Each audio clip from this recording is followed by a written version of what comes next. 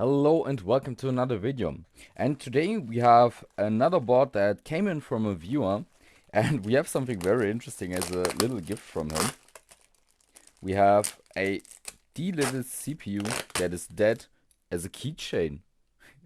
If you look at that, they drilled a hole. I don't know what this is. This is some X3D chip AM5 platform, so really a high performant one. And yeah, now I got one that I can put on my keychain, which is a nice addition. Thank you very much for that. Let's get to the main board. Let's get it unwrapped here.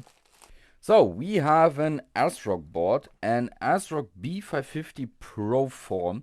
We got a CPU with it, a 4300G.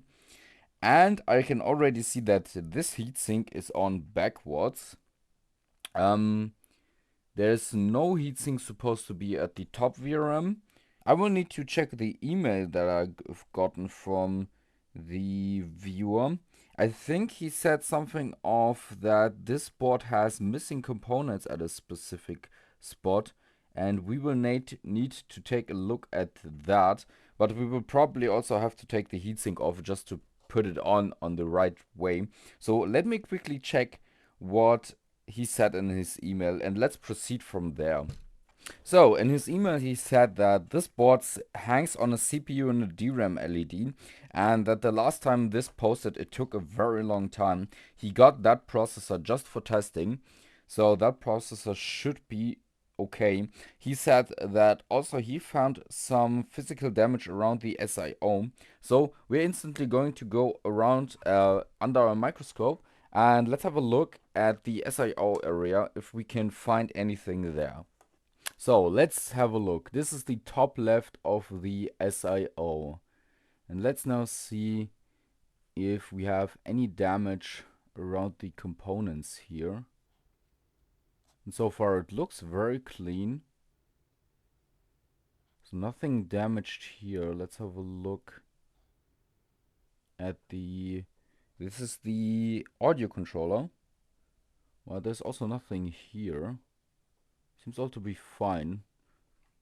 Also, audio controller issues wouldn't interfere with the boot most of the time, except if it's shorted or something like that. But yeah, it looks fine. Cannot see any obvious damage anywhere here. But going further up, I can see something. Look at that right there. This is the Ethernet controller at the top left that we have here. And there is a missing component. But I wouldn't think that this would interfere with our boot. But we will have to take a look at it. This is at the very top left. As you can see, there's the first ports. There's the audio ports. And yeah. Let's have a look if I can find a board view and we can see if this one is necessary for us to boot or not. So currently looking at the board view, this is a Phantom Gaming 4 B550 Asrock, but it has the same layout. As you can see, there's a ferrite bead, it is called. This is like an inductor, 75 ohms at, what is it, 300 milliamps. It's connected from A ground to ground. So this is something related to the audio. So this is not mission critical. So let's have a look then how this board behaves on post up. So let's first, before we do anything, get this heatsink off of here and place it either the right way or just leave it off for now, because it might interfere with stuff that we want to have a look at. So let's first do that. Quickly take out 2 screws and put it on the right way, or just leave it off. What I always like to do when I get boards that I take heatsinks off, I take the screws and I just screw them into the heatsink again, so I don't lose them and I know which screw went where, because it's hard to lose a whole heatsink, but it's very easy to lose those screws. So let's now try his CPU in here. We're going to take some RAM. Let's get our RAM tester into here as well. This is for testing the DDR voltages that are necessary. And let's get also a postcard from DDR into here. And also a PCIe postcard. Let's see if we have a TPM header. So I'm going to be plugging it into the TPM header, and we will see if we get postcodes from there. So next up, let's connect some power. So let's see now for its passive power consumption. We now turn on the passive power consumption, and we can see we have 300 milliamps, which is kinda high. But we do have a reaction to the power button. So if we have a look, we get postcodes right here that are running. So this is working. We also get postcodes on the DDR tester. We do have all of the DDR voltages.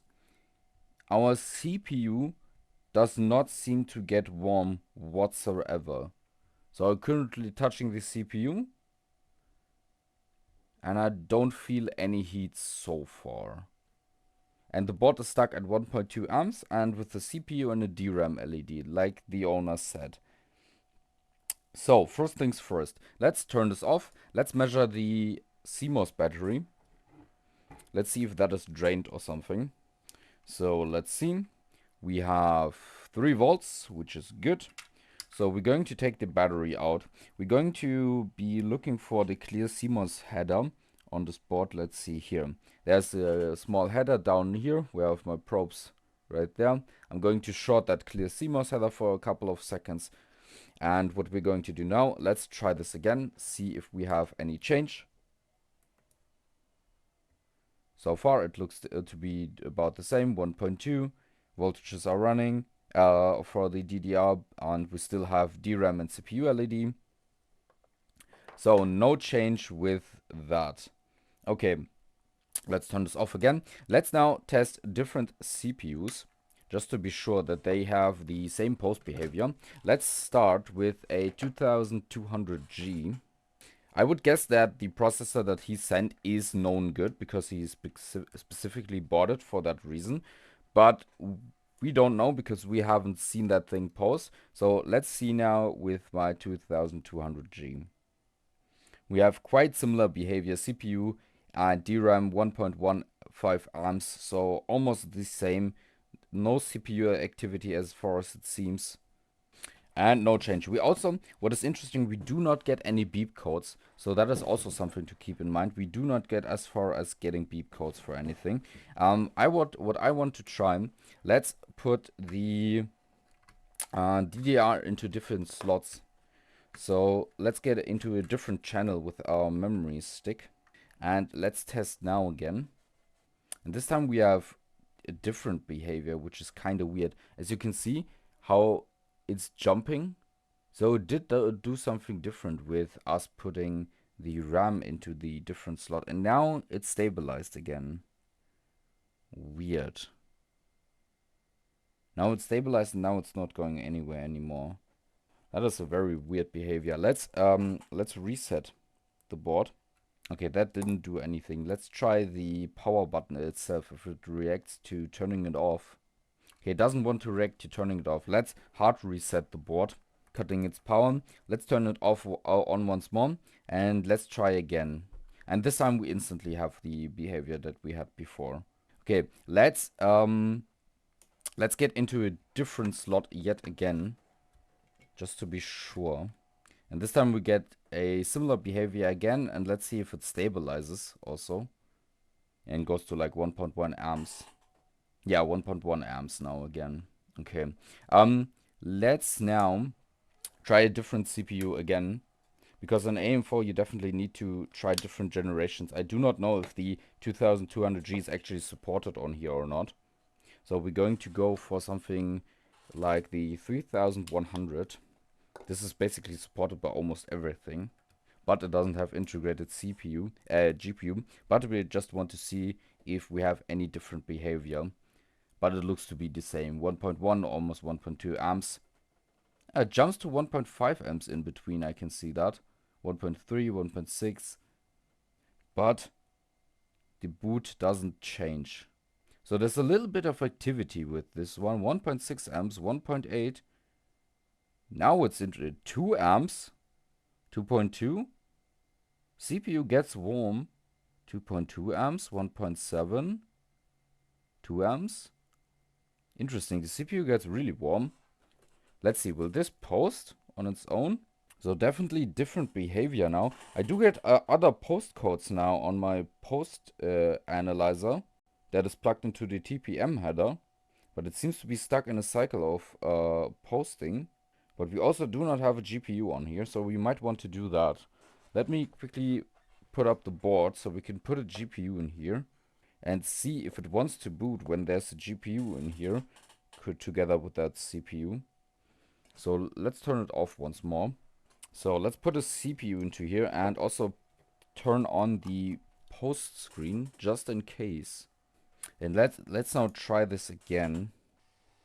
So the board is really trying to post. If you look at the current, it's really jumping up and down, and the postcodes are running on my tester here, but it doesn't seem to get anywhere. I've now waited for like 3 or 4 minutes, and yeah, it seems to be cycling just infinitely. Let's see, if I reset it myself, I don't really see any change.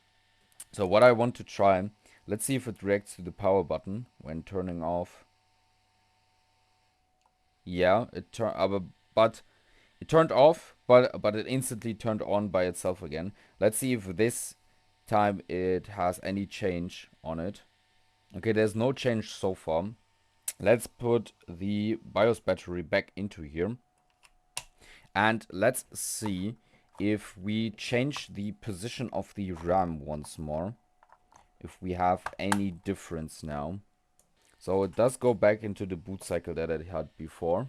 I will now leave it for just a moment and see if this thing can stabilize by itself.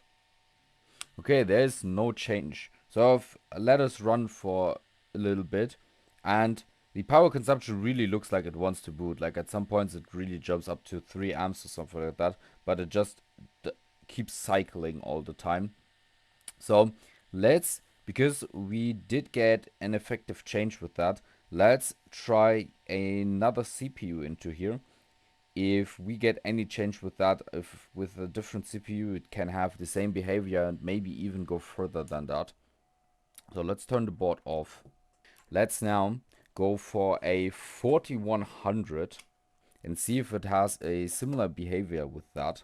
So 4100 in, turning it on. For now we get nothing. Will it change again and go into boot behavior? I do get postcodes again on my tester, but it seems to be a little bit different this time. And now it seems to be stuck. Okay, let's see, can we turn it on? Off? Okay, nothing. Let's put the RAM into a different slot again. But we are stuck with this CPU on 1.3 amps. So this CPU does not want to post compared to the 3100. I do have one more CPU to test. I do have a 3000G that we can test in here. And let's see if that has any change on this board. So let's see, turning it on with the 3000G. This now has a little bit different power consumption, and it jumps to 2 amps in between, if you can see that. But there's no postcodes running for me. Let's see, will this eventually stabilize and get anywhere? So this CPU doesn't want to get anywhere so far, but it is yet again different from the other ones. I do not get postcodes, but it's definitely cycling. So let's once more try a different slot for the RAM. And let's turn it on again. 1.8 amps, but with no significant change in jumping current. Let's see. No postcodes on my tester. So this change in behavior with different CPUs really reminds me of a BIOS issue. So I would guess that we will have to flash this BIOS on this board to be sure that that works, because the behavior with different CPUs changes with what kind of BIOS you have. and if they even support it or not. We do not know what kind of BIOS is on here, and I haven't had a look at the CPU supported list for this main board to see which of the CPUs that we used would be supported or not. So what I will be doing now is there is a header on this board, an SPI header, which is right next to the BIOS chip, right there, as you can see. And I will be using this header to get into the BIOS chip, and I will flash it without desoldering the chip from the board. And we will see if that will help this board or not. So let me get to the PC and let me try to do that. So I'm currently connected to the board and I'm now reading the BIOS out, and let's see if we can see any anomalies already in the BIOS. So let's see. The BIOS has been read and it looks to be fine. Like there's no big anomalies or something weird. What I always do, I save the original BIOS, and after having done a backup, we need to go to the manufacturer's site. So now we are on the manufacturer's site, and what we do is we go to the support section, and we want to get a BIOS, and let's get one of the latest ones. Let's get a download from an InstaFlash for this 3.4 version. So now we have it here. Let's unpack it right here. And now we have our file. As you can see, they're the same size as the backed up one. So what we're going to do now, let's go in our programmer and open this file up. And it looks to be very similar to the one that we had before. But let's now write the buffer to memory. And let's let this happen. So the board is almost done updating. And let's see, the important step is the verification afterwards, that this has no errors. And so far it seems fine. The verification is about to be finished. So let's now get the board again onto our bench and see if the BIOS update did help. So now with the updated BIOS, let's see now. Passive power consumption still 300 milliamps. Let's hit the power button and see how this board reacts now. We have postcodes again running with the 4300 on here. We have 1 amp of power consumption. We still have CPU LED and DRAM LED. And let's see if the 4300G will have any change.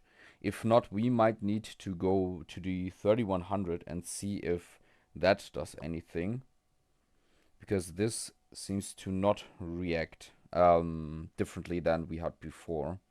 So let's go to the 3100 now, and let's see if we get any change with that, because this one was the one that went the furthest. But it shows the very same behavior. I didn't expect that. It really seemed like a BIOS issue to me. But we still have the same postcode behavior that we had before. So we're still cycling. So what I will do is I will be looking for some for some more physical damage on this board. I will be going under the microscope and get you back into here as soon as I have found something. So I have been going back and forth around this board, and I haven't found anything that was knocked off, but I've noticed something different, which is that this board seems to have been used with liquid metal before. It's kind of hard to see, but if you look right there, this right here is liquid metal. As you can see, I first thought that it would be like solder from something, but it is liquid. You can move it around like that. And not only have I found it here, but it is way more present here. If you look, all of this here, it just moves. It is liquid. Right here, it's really well to see. And liquid metal spill is really nasty. Like, that stuff destroys solder connections and corrodes them. And it's really hard to see that. And I found some more right here next to the socket, as you can see here. So there's not too much left of it, but this is the biggest point of it. But the question is, where has it gotten into? And especially, has it gotten into the socket? Which we will need to find out. Let's see now. Do we see any remains in here? Okay, I cannot see any remains, but that doesn't mean that there aren't any, which is a big problem here. So after a lot more searching, I've found something on the back side. It looks like it was supposed to be a resistor, but it also does look like it's not really damaged, it's just gotten hit. But we want to see for its resistance. So let's get the multimeter on here. And let's see if we get a resistance reading out of here. Is that supposed to be 0? Yeah, seems like it's a 0 ohm resistor and it's still there. So from here to here we should read 0 ohms. So either it is shorted by a liquid metal or by the physical damage somehow, or it's just fine. Because usually resistors go high resistance, and if they're reading like 0 ohms like we do, it's probably fine. I've just seen that there's physical damage right here, and that got me into this area to have a look at it. But these traces here are fine. They just gotten a little nick, but that shouldn't be a problem. I want to show you. Let's remove some more of this solder mask right here and also right there. And let's now clean this up. We should be able to see that these are continuous and they have no break in them. Just like that one right there will probably also not have a break on it. But I want to see for this resistor. I don't like how it looks, that it got like smashed or whatever it is. And so let me see if the board view that I have also has this component fitted and what it's supposed to be. And if not, I will have to find an actual board view for this. So having a look at the board view, it is supposed to be a 0 ohm resistor, and it has something with the M.2 configuration with this bottom one, so this won't be our problem, sadly. So it's been about 2 days since the first time I've recorded about this mainboard, and I've sunken about 4 to 5 hours into this board off screen while I was trying to figure out what is wrong with it. And yeah, it took me quite some time, and I think I found something now. So let me show you that. We currently have the 4300G installed from the viewer. And now let's have a close look at the passive power consumption. And you can see we are at almost 300 milliamps, which is way too much. So I went around the board with the thermal camera, and I saw that the area right here is getting hot, the PCH is getting hot, and also the controller was getting hot. So let's see with the multimeter what kind of voltage we do have there at that output of the controller. And we can see it's 2.6 volts. That is too much. It should be 2.5 and pretty much on the dot. If we turn on the board right now, let's see. For this voltage, 2.7. So the voltage even went higher now. Now it's dropped 2.8 almost.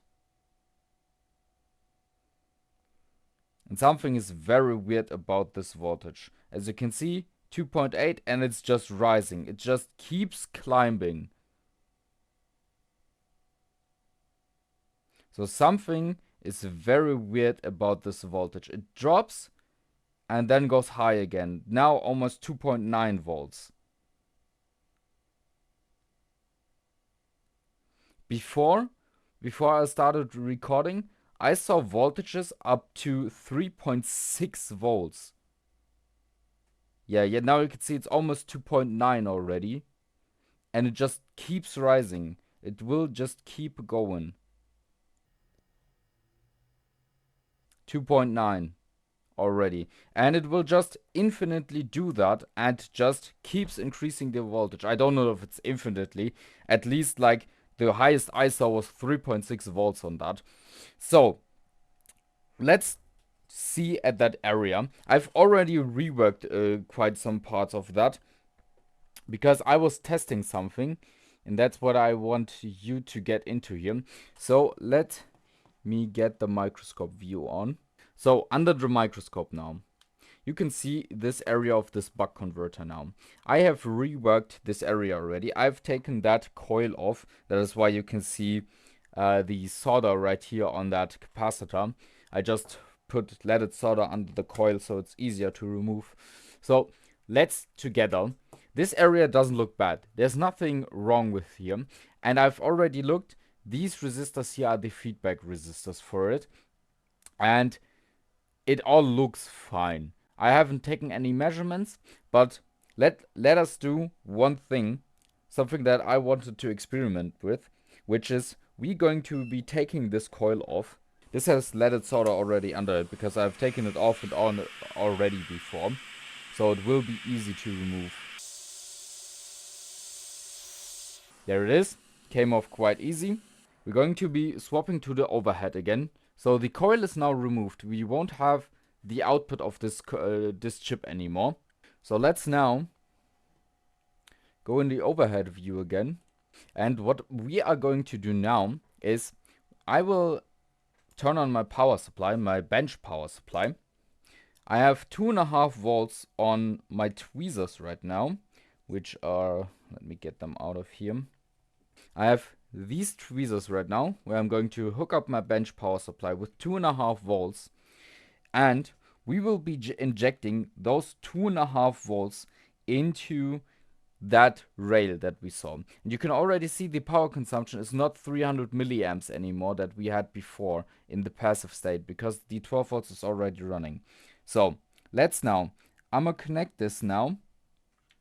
Let me turn on the power supply. 2.5 volts connect. I have them now connected. And now I'm going to turn the board on.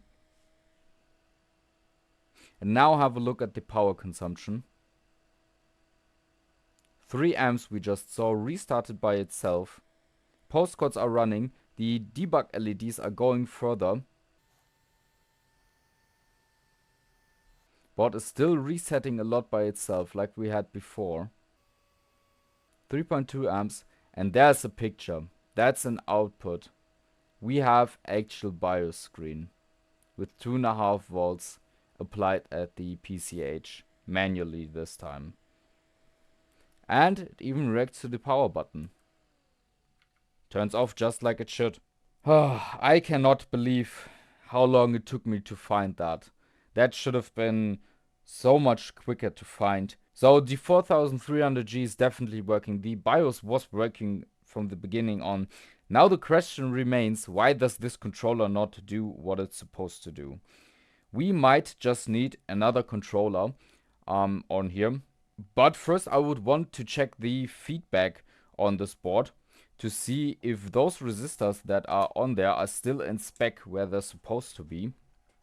So let's check together for these resistors that are here. The far right one is supposed to be 0 ohms, if I'm not mistaken. This a part of the feedback, but works a little bit differently. Yeah, this is basically 0 ohms. Okay, let's measure for the other ones. The second one from the left is supposed to be 2.2K, I think.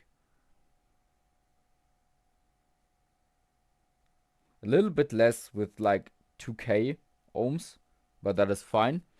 And the right one is something like 50K or somewhere around that. Like the second one from the right. This one here. Okay, no, it is 3.5 kilo ohms. Okay, let's check those values with the board view then. So I've gone ahead and found the actual schematic of this board and not the Phantom Gaming form. So let's see now. This is our area. This is the inductor that we have taken off, and as you can see, this is 2.5 volts for the PCH. It's going into there, and this is coming from this controller. This is the output from the switch regulator RT8065ZQW. I can already tell you, I should have looked at this controller. This controller is notorious for dying and being bad. I should have known. I should have taken a look at it. Is it pretty sure it's going to be this controller that has died. Pretty surely. I even have that controller in stock because it dies that often. And yeah, let's see. This one was 2.2K. This one we saw 1.9, which is fine. This one is not fitted. We saw 3.3, I think, and it shows 4.75. So that's okay. And this is 0. I haven't taken a look at what controller this was before, but now it's obvious that the controller needs to be replaced. Let me find these, and then we're going to replace it together, and we will see if that would have helped the situation. So I got new ones right here, and we will be replacing that. And for that, we will first apply a good amount of flux onto there. I don't think that we can we reach all those points. Let me see in the board view. Does this? Yeah, this thing only has solder points around it, so we might be able to put some leaded solder on all of those and get this off quicker. So let's apply flux here. And let's get a fine tip that I have. And let's try now to get leaded solder onto all of these pads right here. Might be enough already. Kinda hard to tell if I actually gotten it or not, but I think I did. And let's try it also at the top here. Okay. A little bit bridge on those capacitors, but we will take care of that later. Let's now, I want to prepare one of the new chips. And the marking was at the top right, so that we know that for later. So I got the chip prepared. Let's now turn on the hot air station. I have about 400 degrees with 90% airflow on here. And let's now see how much it will take to remove this one.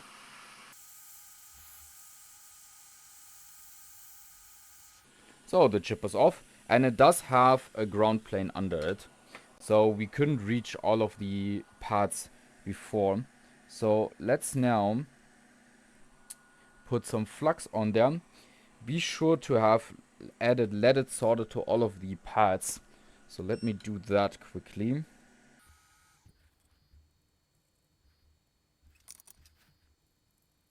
So we now got leaded solder mixed in there. And let's get a little bit off of the ground plane because there's a lot of solder on there. So now it looks nice. Now we have a bit of solder on the ground plane and on each of these pads. Let's also take, well, we can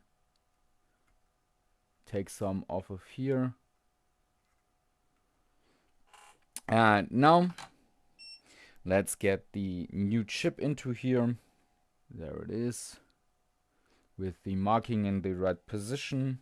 I took these from a new batch, so hopefully these will be fine. Because sometimes you get fake chips or bad chips to begin with. So let's see now.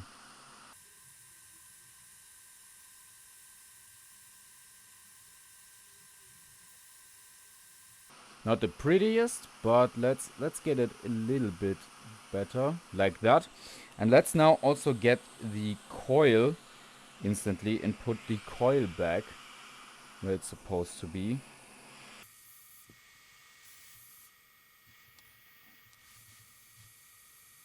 Coil is on there as well now. And let's now, while it's hot, let's clean up the area so that the flux is easier to remove as long as it's still hot.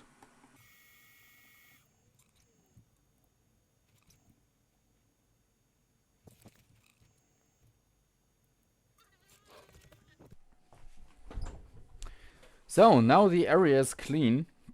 Let's now see for the passive power consumption and see what kind of voltage this new controller will now give us.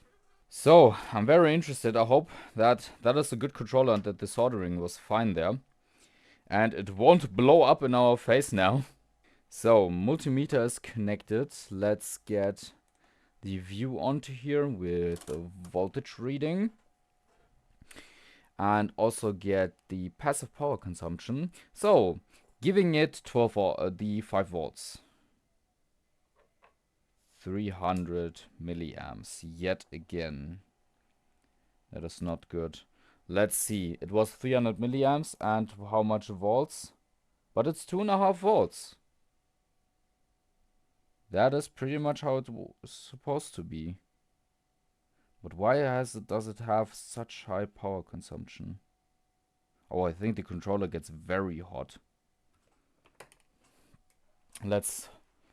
Like, the voltage looked fine, but the controller felt very, very hot. Let's get... Where's my phone? Let's get the thermal camera image into here. So, we got the thermal camera. Let's see, can I zoom? Let's zoom in a little bit and put it where you can see it. So, this is now our controller. And the area is hot, obviously, because we just were soldering in here. And let's now see. Passive power consumption is on. And it now gets hot. I see 50 degrees. But it doesn't climb. Like, it is at 50 degrees. But it doesn't get any hotter. Like, the whole area is still hot from before. So, this... I don't want to say that this is okay, but it might work. So, we will find out if this will now work or not. So, let's see now. Get a heatsink onto the CPU. Put the output onto here. Let's also monitor in between the voltage that we will have at the controller, just to be sure. And let's try it then. So we have voltage, we have passive power consumption. So we're going to be monitoring the voltage and turning it on. 2.5 volts. And the board seems to be booting because the post codes are running there. But we have 2.5 volts, which is very stable. Oh, I don't have the post screen enabled. Let me enable the post screen. This is the one that we had before. It is cycling. We have 2.5 volts, still stable. And the LEDs in the bottom right, as you can see, yeah, it works. There it is. And that is the new BIOS screen. So it seems to be fine. Let me get a keyboard onto here. And as you can see, we do have indication. Don't know why the picture is so zoomed in.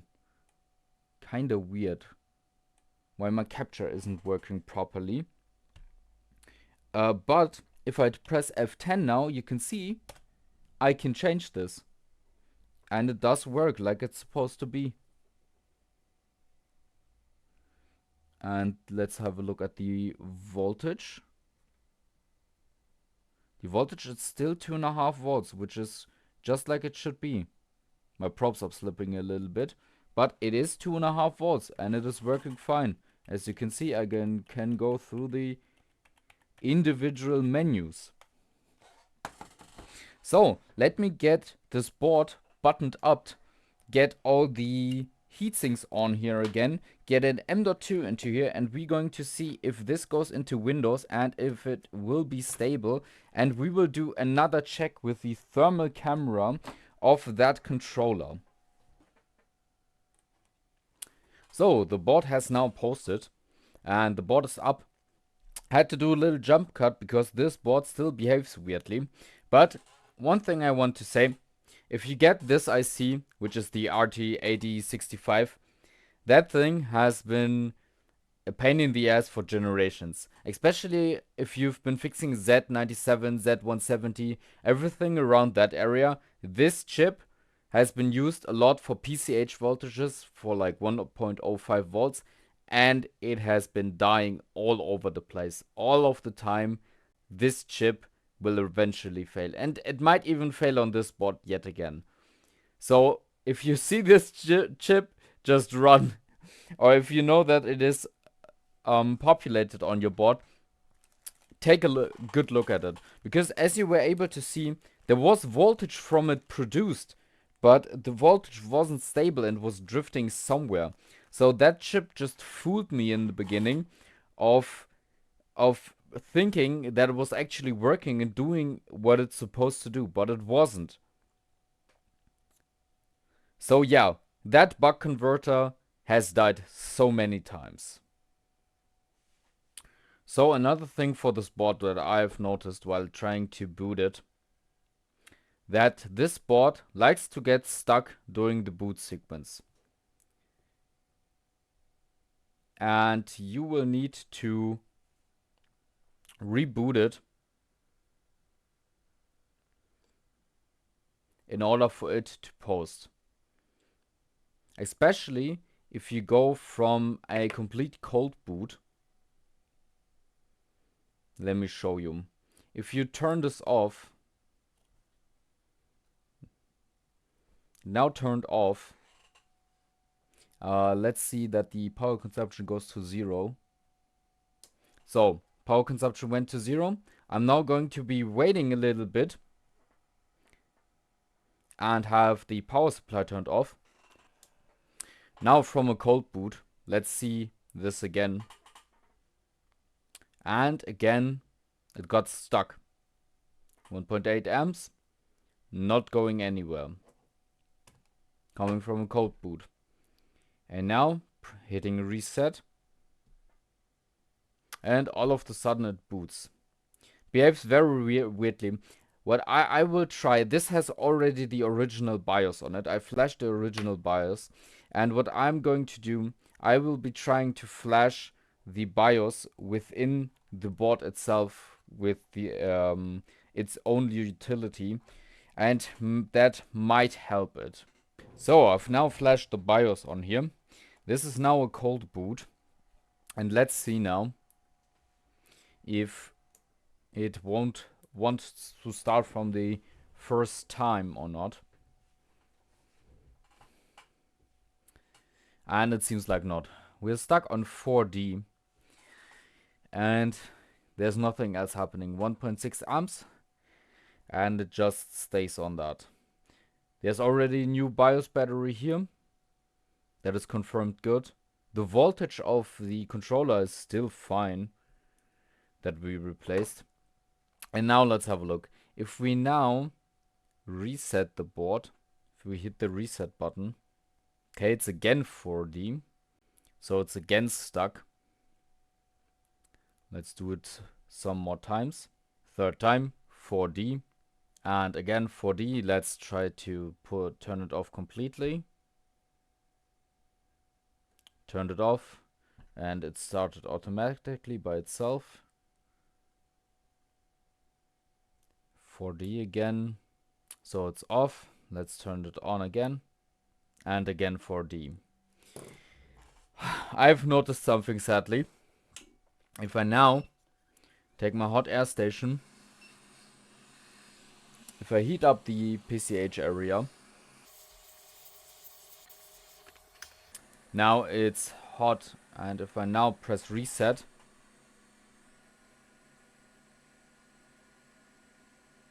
all of a sudden the board starts up. As you can see, it now cycles further. And we should get a new Asrock logo every second now. And there it is. There's the new post screen. So it seems like the PCH sadly didn't completely survive this endeavor from that controller. That can happen. I've noticed if you leave off the heatsink for the PCH itself will get hot enough in order for it to work. So I will suggest to the viewer that he will leave the heatsink off of there and he can try it like that. Or I will just take it off and leave it off, and if he wants he can put it back on and try like that. Because sadly the PCH got struck by that controller having way too much voltage on that 2.5 volts line. And it partially survived that only. And now only under a hard condition it will boot properly. But as soon as it booted once, it seems to work fine. Also, the Ethernet seems to be working completely, and also the USB. So, yeah, weird issue. Took me a lot of time, but I hope you learned something. I hope you enjoyed this repair.